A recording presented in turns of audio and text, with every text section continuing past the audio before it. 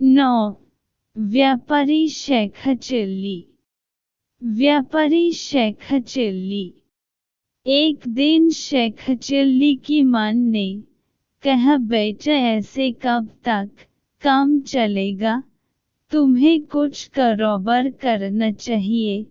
ऐसा कहकर उसने खद्दर का थान बाजार से लाकर शेख चिल्ली को देकर कहा, बेटा इस थान को ले जाकर बाजार में बेच आओ।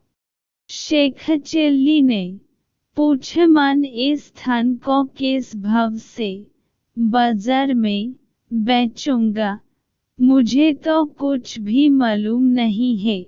मां ने कहा, बेटा इसमें जानने की कोई खास बात नहीं, 2 पैसे ऊंचे रखकर बेच देना। नादान शेख चिल्ली थान लेकर बाजार में एक तरफ बैठ गया। एक ग्राहक शेख चिल्ली के पास आया और पूछने लगा, क्यों भाई, इस थान का क्या दाम है। शेख चिल्ली को मन की बात का ख्याल आ गया। उसने कह दिया, इसमें दाम दर की क्या बात है भाई, 2 पैसे ऊपर 2 पैसे नीचे रख कर ले लो। ग्राहक ने देखा कि महामूर्ख से पाला पड़ा है, इसलिए उसने अपनी जेब से 4 पैसे निकल कर 2 पैसे तो थान के ऊपर रख दिए और 2 पैसे थान के नीचे रख दिए। शेख चिल्ली ने थान को उस ग्राहक के हवाले किया और आप वही 4 पैसे उठकर घर को चल दिए। वह रास्ते में चला जाता था। उसी वक्त उसे एक व्यक्ति मिला जो कि तरबूज बेच रहा था। शेख चिल्ली ने बड़े बड़े फल देखे तो पूछने लगा, क्यों भाई यह क्या चीज है। उस आदमी ने उसकी शक्ल देखकर ही समझ लिया कि यह कोई महामूर्ख है। उसने कहा, भाई यह हाथी का अंडा है। शेख चिल्ली यह सुनकर मन ही मन बड़ा खुश हुआ और कहने लगा, भाई इसका दाम क्या है। उस आदमी ने कहा, यह बहुत सस्ता है, इसका दाम 2 पैसे है। उन दिनों तरबूज 1-1 पैसे के बिकते थे। शेख चिल्ली ने 2 पैसे देकर वह तरबूज मोल ले लिया और मन में यह सोचता हुआ खुश होकर चला कि चलो 2 पैसे में ही हाथी का अंडा हाथ आ गया। अब घर चलकर इस अंडे की सेवा करूंगा, इसमें से हाथी का बच्चा निकलेगा तो उसकी सेवा करूंगा। वह बड़ा होगा तो उसे बेचकर बहुत रुपए कमाऊंगा। शेख चिल्ली चलता जा रहा था, तब तक उसे टट्टी लगी। वह तरबूज को लिए एक खेत में घुस गया। एक जगह उसने तरबूज को रख दिया और अब टट्टी करने बैठ गया। इतने में एक गिलहरी तरबूज के पास से निकल गई। शेख चिल्ली ने उसे देखकर सोचा कि यह तो हाथी का ही बच्चा मालूम होता है। वह उठकर उसकी ओर दौड़ा, मगर गिलहरी भला कब हाथ आने वाली थी। वह लपक लपक एक और निकल गई।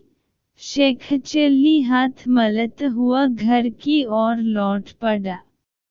घर की ओर लौटते हुए उसे रास्ते में ही बड़ी भूख लगी, तो एक ननवाई की दुकान से उसने 2 पैसे की रोटियां और सब्जी ली तथा खाने लगा।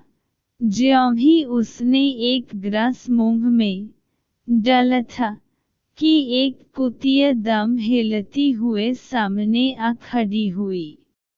उसने समझ कुतिया भूखी है, इसलिए सारा खाना उसके सामने डाल दिया। कुतिया ने देखते देखते सब कुछ चट कर लिया, तो वह घर की ओर चल पड़ा। घर आने पर उसने देखा उसकी मां घर पर नहीं है। वह भीतर गया और अपनी औरत से सारा हाल सुनने लगा। उसकी औरत ने जब सब हाल सुन लिया तो गुस्सा होकर कहने लगी, लानत है तुम पर, जो तुमने हाथी का बच्चा खो दिया। अगर वह आज घर में होता तो मैं उस पर किस शान से सवारी करती। इतना सुनना था कि शेख चिल्ली ने खाना छोड़कर अपनी औरत को मारना शुरू कर दिया। उसने कहा, हरामजादी हाथी का बच्चा, इतना छोटा और तू भैंस जैसी औरत, अगर तू उस पर सवारी करती तो वह बच्चा मर नहीं जाता।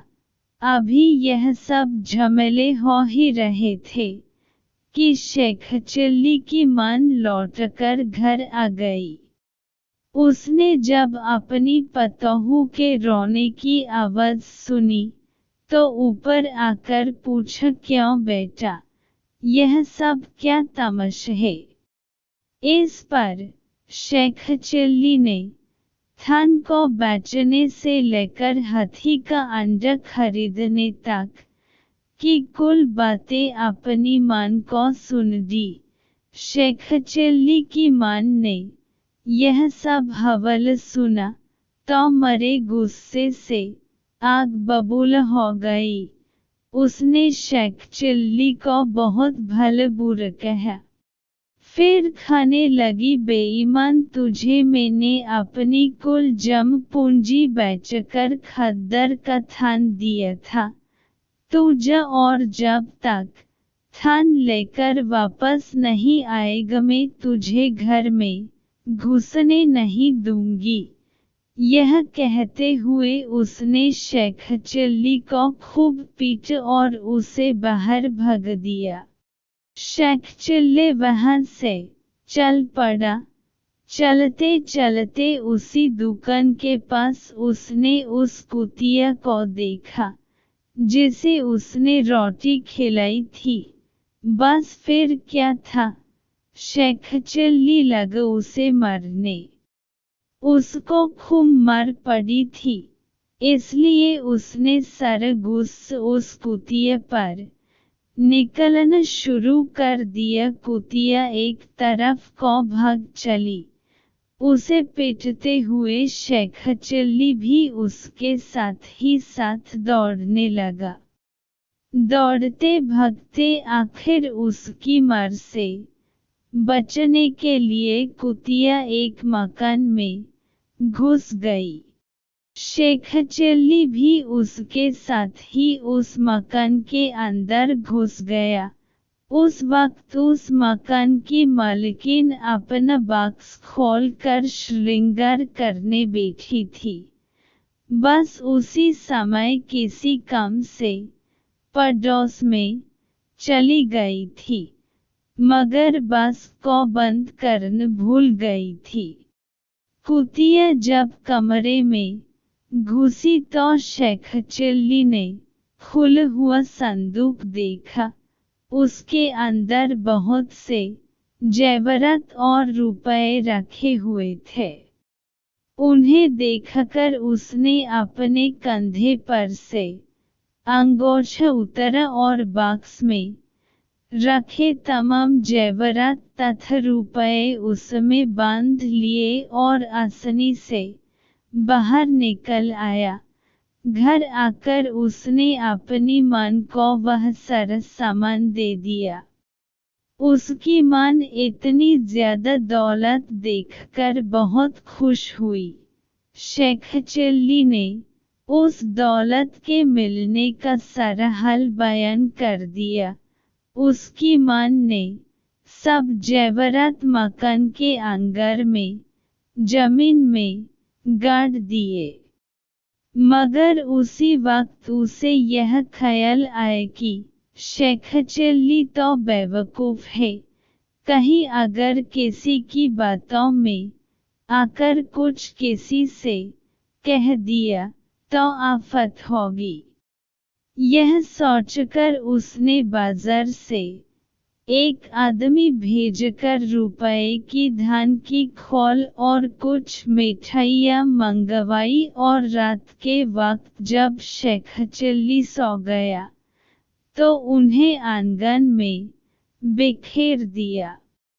फिर बहुत सुबह उसने शेखचिल्ली को जगकर कहा, उठ बेट, देख आज हमारे आंगन में धान की खोल और मिठाइयों की बारिश हुई है। शेखचिल्ली ने यह सुना तो दौड़कर चट आंगन में आ गया और धान की खोल और मिठाई के टुकड़ों को बीन बीन कर खाने लगा। जिस आदमी के मकान में चोरी हुई थी, उन्होंने शहर के कोतवाल को रिपोर्ट लिख दी। तहकीकात होने लगी। जब वे ढूंढते हुए शेखचिल्ली के मकान पर आए, तो शेखचिल्ली मकान के सामने खड़ा था। शहर के कोतवाल ने उससे पूछा, तुम जानते हो यह चोरी किसने की है? शेखचिल्ली ने छूटते ही कहा, यह चोरी तो मैंने ही की थी। तब शहर कोतवाल ने पूछा, दौलत कहन है?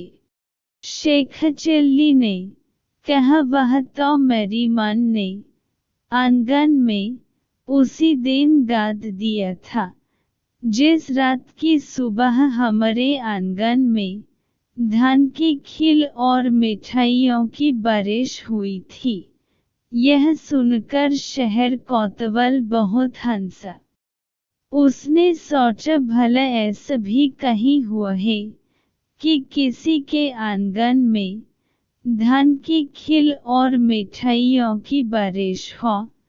वह समझा यह कोई पागल आदमी है और वह सिपाहियों के साथ चला गया। इस प्रकार शेखचिल्ली की मां की जान बच गई। कुछ दिनों तक उसी धन से अपना घर चलती रही।